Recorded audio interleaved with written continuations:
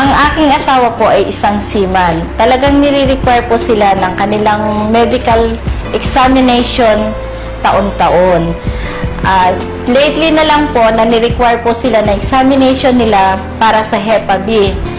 At na-surprise po kami nang nalaman namin na reactive po pala sa kanya ang Hepa B. Nag-second opinion po kami sa ibang doktor and then sinabi na wala nang kagalingan ang Hepa B. Last November po, nagkaroon po ulit siya ng medical examination bago po siya umakyat ulit ng barko.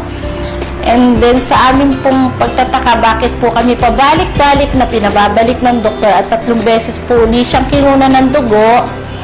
At nang tinanong namin po ang doktor kung bakit, sinabi po sa amin na non-reactive na yung kanyang Hepa B.